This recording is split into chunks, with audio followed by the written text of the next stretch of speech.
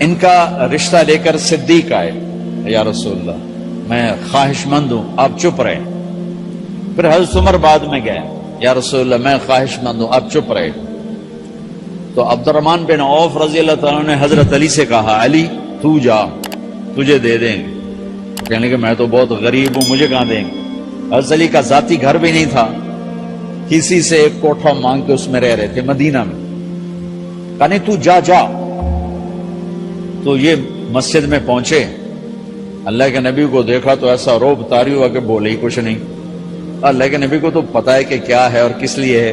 تو آپ نے کہا علی کیسے آئے؟ چپ۔ کہا لگتا ہے فاطمہ کے رشتے کے لیے آئے ہو؟ جی ہاں۔ تو ہم نے کہا انشاءاللہ، اتنا کہا انشاءاللہ، اور چپ ہو۔ تو حضرت علی چپ کر کے اٹھ کے باہر آ گئے، صحابہ باہر کھڑے ہوئے تھے۔ تو کہنے لگے یار دیکھا نا، میں تمہیں پہلے ہی کہتا تھا مجھے نہ بھیجو، انکار ہو گیا، بولے ہی کچھ نہیں۔ حضرت عبد الرحمن بن عوف کہنے لگے جنہوں نے بھیجا تھا وہ کچھ تو کہا ہوگا، کہ بس انشاءاللہ کہا تو اللہ کے بندے ہاں ہو گئی، نبی کی انشاءاللہ ہاں ہوتی ہے، یہ ہاں کیوں نہیں کی؟ سبحان اللہ، اللہ اکبر، یہ ہاں کیوں نہیں کی؟ گھر گئے، فاطمہ علی کا رشتہ آیا ہے کر دوں، اس لیے ہاں نہیں کی۔ ہم تو بیٹیوں سے پوچھتے ہی نہیں، عیب سمجھتے ہیں بیٹیوں سے پوچھنا۔ جی میں گاں نو بن چھڑیا قلعے نال، ایویں اسی دیاں نو بن چھڑنے قلعے نال۔ مجھے ایک اپنی مطلب برادری لیول کے ایک خاتون کا فون آیا کہ مولانا پڑھایا مجھے لاہور میں اچھے کالجوں میں، اور میری منگنی کرتے وقت مجھ سے پوچھا ہی نہیں، اور ایک شرابی سے منگنی کر کے مجھے اطلاع دی سی تیری منگنی کر چھڑی ہے، فلانی تاریخ نو تیرا نکاح بھی ہونا ہے۔ مجھے آج تک گلہ ہے، پوچھ لیتے۔ اگر نہیں پوچھا تھا چلو میں انہاں ساڑھے پنجاب کوئی نہیں پوچھ دے، گاں موج دی طرح ٹور چھڑ دین، تو چلو اتنا تو ویکھ لیں دے بھی کم از کم شراب تا نہ پین۔ ایک شرابی نال میرا نکاح کر چھڑ، ساری زندگی اڈیاں رگڑ رگڑ میری گزر گئی۔ علی جیسا رشتہ آیا ہو تو اوپر سے حکم بھی آ چکا ہو کہ علی کو ہی دینا ہے، تو پھر آپ فاطمہ سے پوچھیں فاطمہ تیرا رشتہ آیا ہے علی کا کر دوں؟ حضرت فاطمہ نے ہاں کی تو پھر مسجد تشریف لائے۔ یہ آپ کو معاشرت سکھائی جا رہی کہ بیٹیوں سے بھی پوچھو، زندگی انہوں نے گزارنی ہے، تم نے تو نہیں گزارنی۔ بس میری غیرت دا سوال ہے، میں اتنا ہی کرنا نہیں تھا بیٹھی رہے۔ میری اپنی فیملی میں اتنی عورتیں بوڑھی ہو کے قبروں میں چلی گئیں، بس اتنا ہی کرنا نہیں کرنا تھا بیٹھی رہے، وہ بیٹھی رہ گئیں۔ یہ ظلم و ستم ہے جو تمہاری عدالت میں بھی نہیں آتا، کوئی کیس بھی نہیں ہوتا، لیکن اللہ کی عدالت میں کیس درج ہو چکا ہے کہ میرے نبی نے علی جیسے داماد کے لیے بھی پہلے پوچھا، حالانکہ سارا ہو چکا ہے۔ ابھی بتاتا ہوں میں۔ فاطمہ بیٹی علی کا رشتہ ہے کر دوں؟ انہوں نے کہا کر دیں۔ پھر کہا بلاؤ۔ پھر علی آئے کہ علی جمع کرو لوگوں کو۔ مسجد ساری بھر گئی تو آپ ممبر پر تشریف فرما ہوئے۔ حضرت علی کو ایسے سامنے بٹھایا، کہا لوگوں مجھے جبریل اللہ کی طرف سے پیغام دینے آئے ہیں کہ میں اپنی بیٹی فاطمہ کا نکاح علی کے ساتھ کر دوں۔ آسمان سے وحی بھی آئی ہو اور پھر بھی پوچھا جائے یہ میرے نبی کی بات ہے۔ ہم تو پوچھنا عیب سمجھتے ہیں، اسے ذلت سمجھتے ہیں۔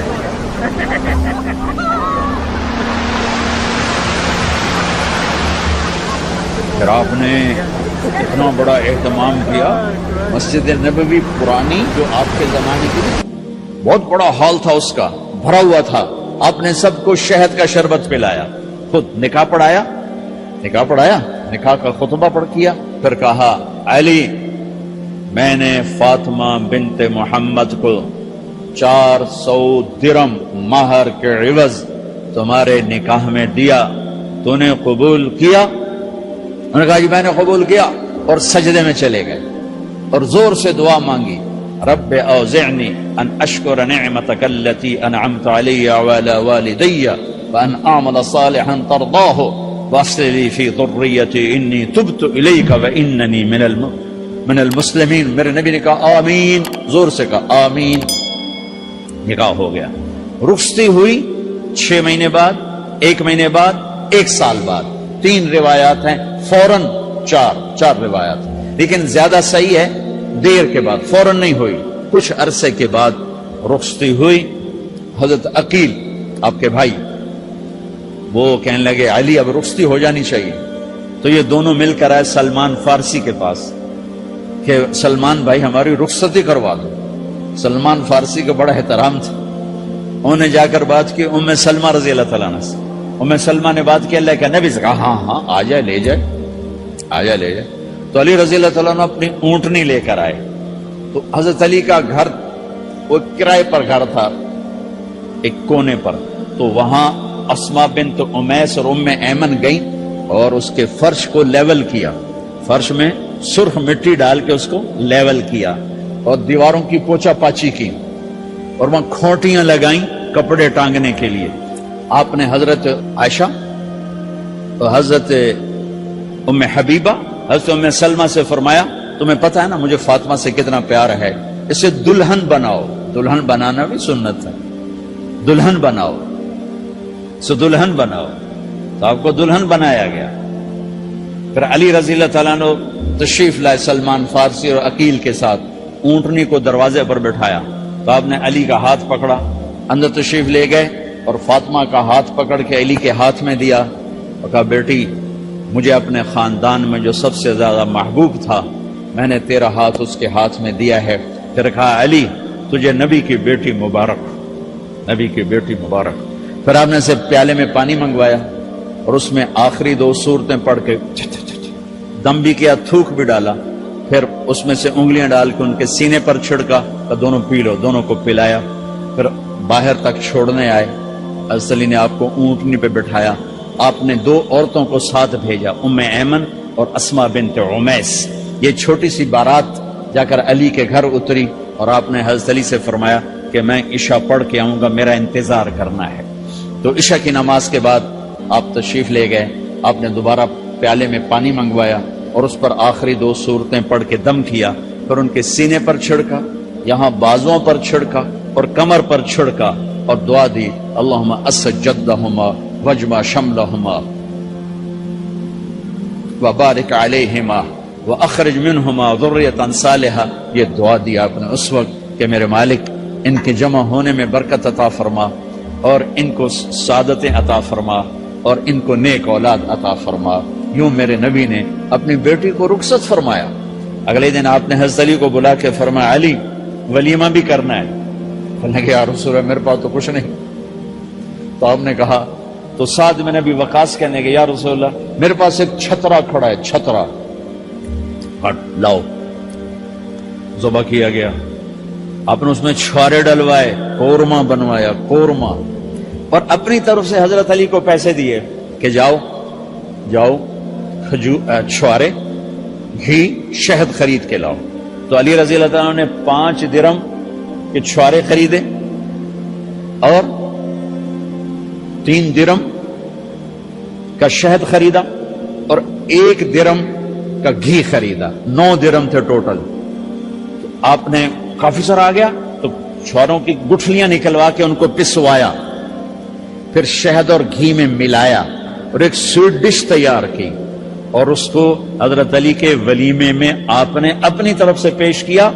تو اس دن تازہ روٹی جو کی پکائی گئی اور دیگ پر میرے نبی خود بیٹھے کھانا کھلانے، تقسیم کرنے خود بیٹھے. اب ایک چھترا ہے، 13-14 کلو گوشت ہے، 15 کلو، تو 50 آدمی کھا لیں گے. آپ نے کہا سارے مدینے کو دعوت ہے. سارے مدینے والے جتنے بھی آئے اور میرے نبی خود دیگ سے نکال کے کھلاتے رہے. سارا مدینہ ولیمہ فاطمہ کا کھا گیا اور دیگ بھری پڑی تھی. تو ولیمے میں تکلف جائز ہے، سادگی بھی جائز ہے. سادگی بھی سنت ہے، تکلف بھی سنت ہے. ہاں جو ہماری خرافات ہیں، فضولیات ہیں، یہ تباہ کن ہیں، ان سے بچنا بڑا ضروری ہے. اور بھائیو کسی کی شادی ہو، جس کی بیٹی کو لے جا رہے ہو، اسے عزت دینا. اور یہ جو جا رہی ہے یہ ان کو اپنا ماں باپ سمجھے، اپنے خامن کے ماں باپ کو اپنے ماں باپ سمجھے. جاتے ہی لکیریں لگانا نہ شروع کر دے، مینو وکھرا کرتے ایدے کرتے ایدے کر. وہ اپنے گھر کا ایک فرد بن کے زندگی گزارے.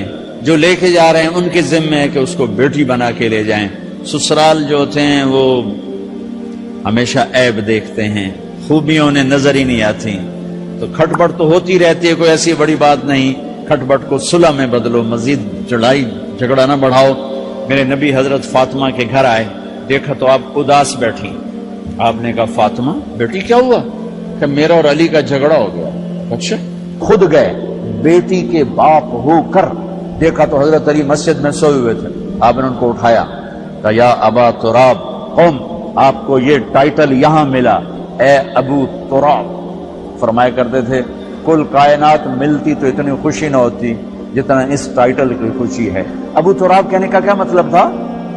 کہ اظہار محبت کے لیے ایسے ٹائٹل دیے جاتے تھے. تو ابو تراب کہہ کر یہ میسج دیا کہ میاں بیوی کی لڑائی ہوتی رہتی ہے، میں تجھ سے ویسے ہی محبت کرتا ہوں جیسے پہلے کرتا تھا. یہ میسج دیا اس نے. اب حضرت علی کو لائے اٹھا کر اور گھر میں تشریف لائے.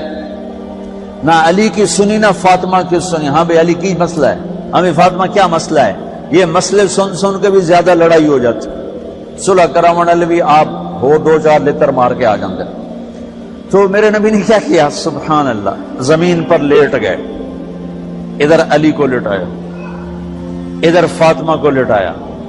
علی کا ہاتھ اپنی ناف پہ رکھا، فاطمہ کا ہاتھ ان کے ہاتھ پہ رکھا، اور بیٹی کے ہاتھ پر اپنا ہاتھ رکھا. پھر فرمایا کہو ہماری صلح ہو گئی. علی کہو، فاطمہ کہو. دونوں نے کہا ہماری صلح ہو گئی. آپ اٹھے، خوش خوش باہر آئے، چہرہ ایسے گلاب کے پھول کی طرح. صحابہ نے عرض کیا یا رسول اللہ آج آپ بڑے خوش نظر آ رہے ہیں. فرمایا علی و فاطمہ کی صلح کرا کے آ رہا ہوں. تو کھٹ بٹ ہو جانا تو کوئی بڑی بات نہیں ہے. مطلب یہ وہ گھر ہے، میں اس گھر کی کیا تعریف کر سکتا ہوں. تو میں آگے کا ایک قول سنا دیتا ہوں ابن عباس کا کہ جنت میں نور کی چمک اٹھے گی. سارے جنتی کہیں گے یہ نور کیسا نور ہے بھائی جو ساری جنت کے نور پر چھا گیا؟ تو فرشتے بتائیں گے کہ جنت الفردوس میں علی و فاطمہ بیٹھے ہیں، کسی بات پہ ہنسے ہیں، ان کے دانتوں سے جو نور نکلا ہے اس نے جنت کو روشن کر دیا. لیکن کھٹ پٹ یہاں بھی ہو گئی. ان سے بڑا گھر میرے نبی کا ہے، وہاں بھی کھٹ پٹ. ایک دفعہ آپ نے حضرت عائشہ سے کہا مجھے پتہ لگ جاتا ہے جب تو مجھ پہ ناراض ہوتی ہے، مجھے پتہ چل جاتا ہے. انہوں نے عرض کی یا رسول اللہ آپ کو کیسے پتہ چلتا ہے؟ کہ جب تو مجھ پہ ناراض ہوتی ہے نا تو قسم اٹھاتے ہوئے کہتی ہے ابراہیم کے رب کی قسم، اور جب مجھ پہ راضی ہوتی ہے تو پھر تو قسم اٹھاتے ہوئے کہتی ہے محمد کے رب کی قسم. ایسے مجھے پتہ چل جاتا ہے جب تو کہتے ہیں نا ابراہیم کے رب کی قسم، تو مجھے پتہ چل جاتا ہے کوئی کھٹ بٹ ہو گئی ہے.